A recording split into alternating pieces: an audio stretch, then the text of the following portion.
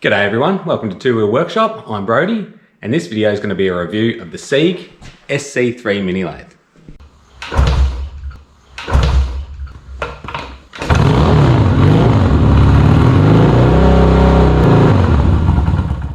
Alright, so I'm going to kick this video off by saying that I'm not a machinist. I've got limited experience using a lathe. My dad had one and I used it a bit growing up, and I learnt the basics in high school, but outside of that, nothing. And this is the first lathe that I've ever owned. Alright, so my last video was an unboxing and my first impressions of the mini lathe, and I'll leave a link to it up here. So in that video I went over a description of the lathe, the basic components and my first impressions. Okay, so I've spent a bit of time familiarising myself with the machine now, and overall it's pretty good quality. The plastic cases on the back and the electrics box are pretty crappy, but they don't really affect the operation of the lathe. While this is a small lathe, the bed is quite heavily constructed and pretty sturdy, and it's got plenty of strengthening ribs down the centre of it. The finishes are all very nice, and the ways are precision ground and they look pretty good too. There's a metal guard over the top of the lead screw here, and while that's good for the lead screw, it's a bit of a pain in the ass because it funnels chips down into the gears here, so I'll just have to make sure that I keep that clean. The carriage, the cross slide and the compound slide all seem pretty good quality, and it came pretty well adjusted out of the factory. I have tightened up the gibs after a little bit of use, and the operation's nice and smooth, and the whole arrangement's quite rigid. One thing on the carriage that I'm not entirely happy with is the half nut lever. If you open it up to its full extent, like this, it tends to bind, and it takes quite a bit of force to re-engage it like that. It is disengaged at this point here, so I just have to remember not to push it all the way that way.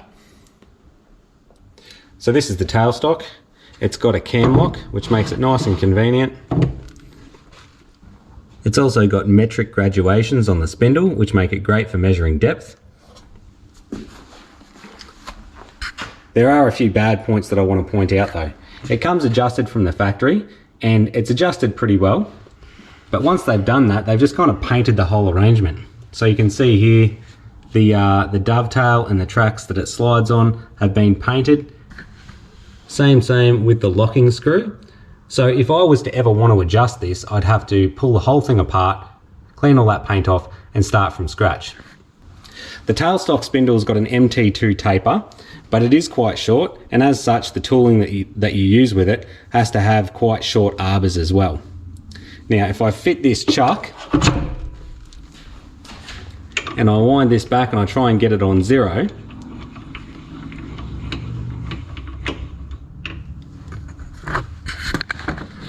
it doesn't make it past 4mm. If I try and wind it back any further than that, it disengages the tool from the spindle. Okay, so this thing came with an 80mm 3-jaw chuck, and the first thing I'm going to check is the run out on that. Alright, to do this test I've got a 10mm drill shank in the chuck, and I've got the dial gauge set on that, so we'll see how she goes.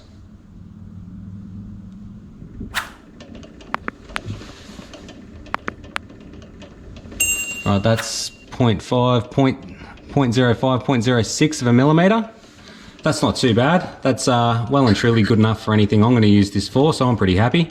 As I understand it, you're always going to get a bit of eccentricity with a 3-jaw chuck because they're not perfect, and realistically you'll take your first cut and the workpiece is going to end up perfectly concentric to the spindle anyway, so it's really only going to become an issue if you move the workpiece in the chuck, and even then 0.06 of a millimetres for me, really nothing to worry about. Alright, so let's see what the maximum capacity of this lathe is, lengthwise. So what I've got here is a piece of 20mm heavy wall steel tube, and it's 350mm long.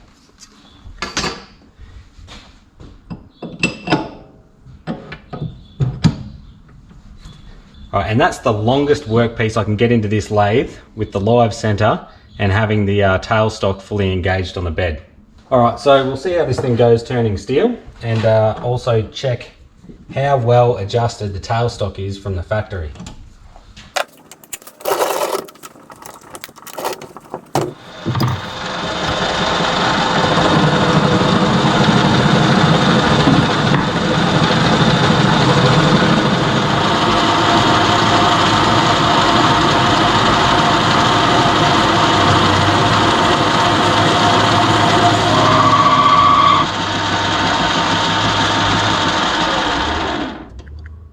Alright, so that's the kind of finish it was getting. It's a little bit rough, but that's probably something to do with the angle of the tool and the speed of the feed or something. I don't know. I'm still learning. But it's not terrible. Alright, so we'll see how well centered this tailstock is. I'll just measure out 100 mil. So between there and there.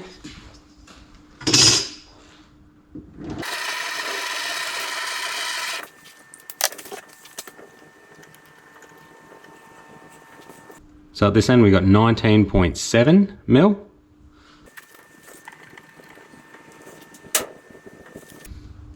Alright, so at that end we've got 19.68 to 19.7. Alright, so over the 100 millimeters between here and here, it's out by a maximum of 0.02 of a millimeter. With the adjustments that we've got on this tailstock, I don't think I'd be able to get that any better anyway. So I'm really happy with that. It's more than good enough for anything I'm going to be doing. Alright, so I'm really happy with the accuracy of this thing. I don't know what was going on with the finish on the steel tube. I'm hesitant to blame the lathe because I think it's probably more my inexperience. I've turned other pieces of steel and they turned out way better. Like this bit here. I don't know whether it was because it was so far away from the chuck and only supported by the tailstock, the angle of the cutting tool or what, but hey, if you're more experienced than me, please leave a comment and let me know where I've gone wrong. Anyway, I'm sure I'll figure it out in time. That's part of the reason I bought this. It's a good learning platform. So I suppose the next thing to do is to make something. Right, so I replaced the tacho and the speedo with this Daytona model. Now this is electric and it's eliminated the mechanical tachometer cable, but that leaves a hole in the case here that needs to be filled.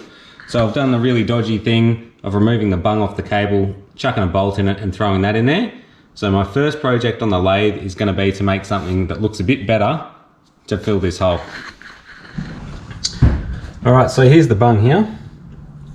Basically, I want to make another one like this, so everything from here down is going to be exactly the same. You can see it's got a locating hole for a retaining pin, it's got an O-ring to seal it, and then the shoulder here.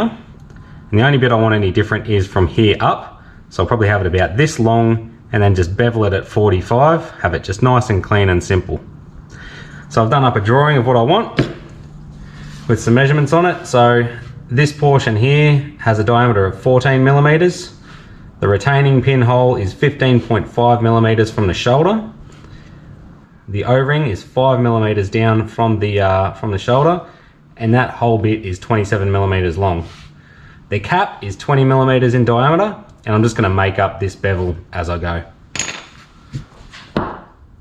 Alright, so the first problem I run into on this project with a lathe this size is the through bore. Now it does have a 21 millimeter through bore, and this is 20 mil stock, so it should be fine. But the lathe comes with an 80 millimeter chuck, and it has a 17 to 18 millimeter through bore, so this just isn't going to fit. So what I'm going to have to do is get a hacksaw and cut a section off before I can start turning it. Alright, so that's that done. Now I'll put this in the lathe and I'll face it. Right, so now that I've got that set up, I'll put the lead screw in neutral so I can lock the carriage with the half nut.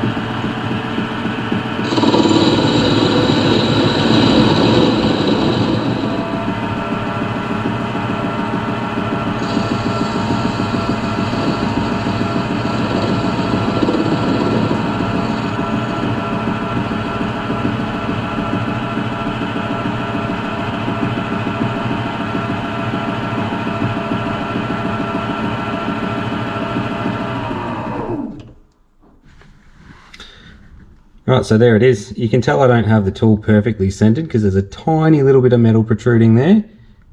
Be lucky if it was 0.2 of a mil. I am going to replace this tool post with a quick change tool post so I can adjust the height of the tools. a bit easier than just using bits of feeler gauge like I am here. But for the moment, I'm just going to clean that up with a file. Alright, so now I need to turn this portion down to a diameter of 14 millimeters for a distance of, I'm going to make it 25. It doesn't need to be the full 27 millimeters. So to do that, I'm going to reorientate my tool. So you can't turn this thing clockwise, you have to rotate it counterclockwise to about there. Alright, and then I'm just going to roughly mark out the distance that I need. So there's 25 mil. I also need to re-engage the lead screw so I can use the power feed. So I'll do that.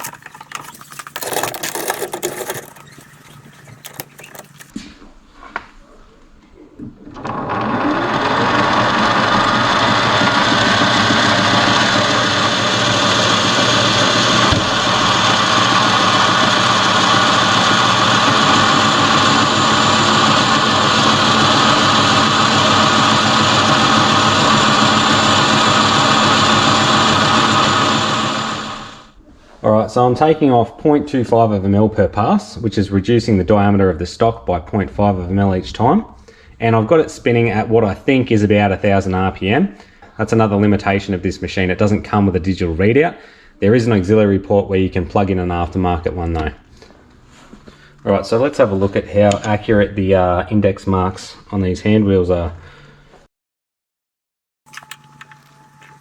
We're currently sitting at 17.5 mil. So one more pass should take us down to 17 mil exactly. Let's see how it goes.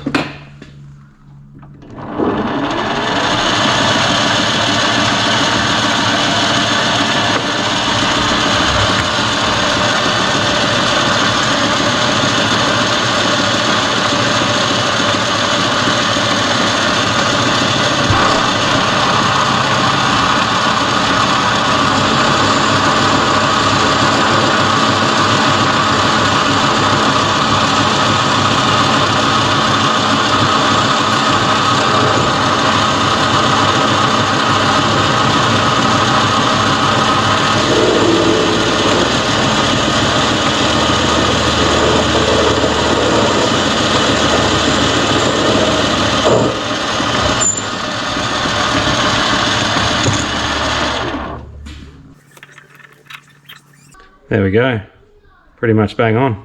Pretty happy with that.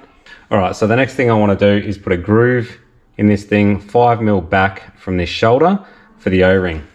To do that, I'm just going to use the parting off tool. It works out really well because the width of the parting off tool is less than the width of the O-ring. So I can just make a groove, come over a little bit, and then widen the groove using this. And I'm not going to blow it out and make it too wide. So we'll change that over now.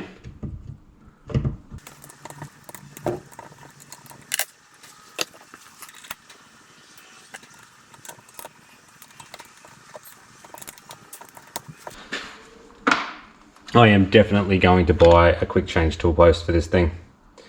Alright, so the next thing I want to do is rotate the compound slide until it's 90 degrees to the cross slide, just to make sure everything's nice and square when I make the groove. To do that, I need to wind the compound slide all the way back until it's just barely off its thread, which is a real pain in the ass. So you can see it's actually off its threads now, just to get it back far enough to be able to access the locking bolts here.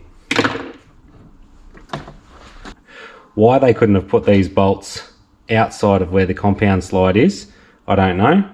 Actually, having said that, if they moved them out any further, it'd be too close to the edge of the cross slide and there wouldn't be enough meat in it and it wouldn't be very rigid. So that's the price you pay for getting such a small lathe, I guess.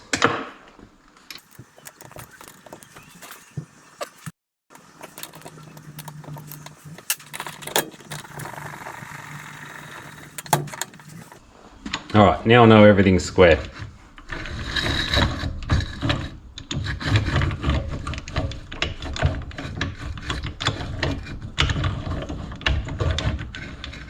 Right, that's another thing with this lathe. There's no guard on the back of the carriage here, and the gears are just open and they're filling up with chips So I'll just have to make sure I keep that clean. Now it's not 100% critical that this is exactly 5mm, so close enough's good enough. That looks good.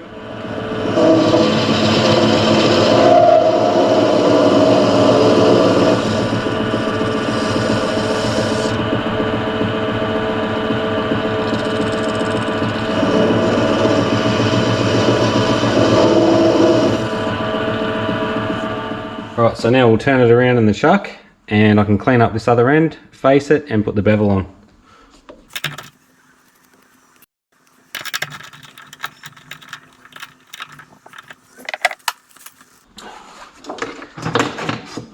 Right, so I said I wanted this about 20mm.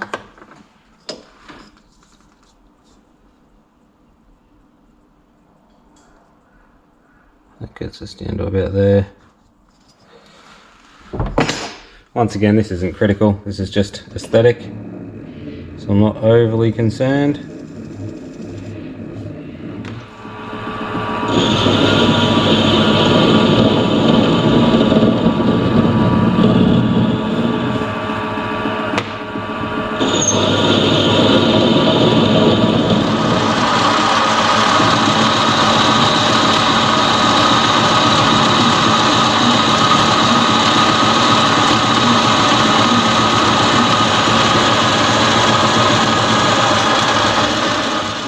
Alright, so that's that, and now we'll put the 45 bevel on here.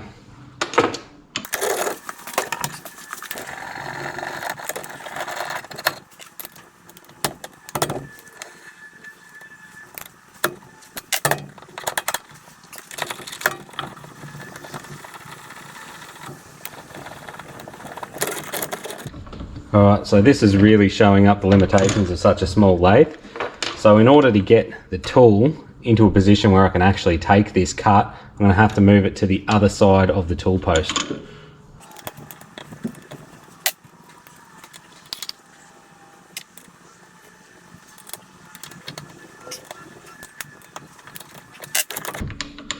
See how we go there. That's better.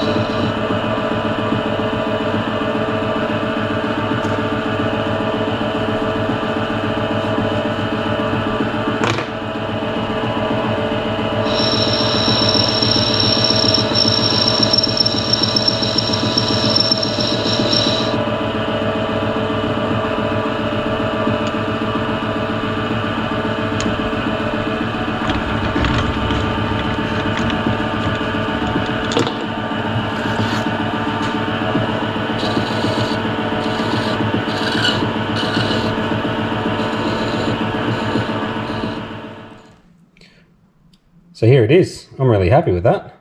That turned out really nice.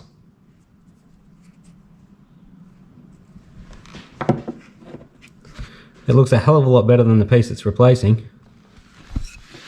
Alright, here it is on the bike. That looks a hell of a lot better. I probably could have made it a little bit shorter, but I wanted enough that I could kind of get something to grab onto if I wanted to get it out. I may shorten it later, I don't know. But for the moment, I'm pretty happy. Alright guys, so there it is. That's my take on the Seig SC3. I know I probably picked on a lot of things during this video, but most of those are just due to the size of the lathe, and that's the size of lathe that I bought, so I really can't complain. All in all, I'm really happy. It was affordable, it's plenty powerful enough, it's accurate, and it's big enough to do everything that I need it to do. On top of that, it provides a really good learning platform without me having to shell out heaps of money. So if you enjoyed this video, please hit the like button, subscribe if you haven't already, and I'll see you in the next one.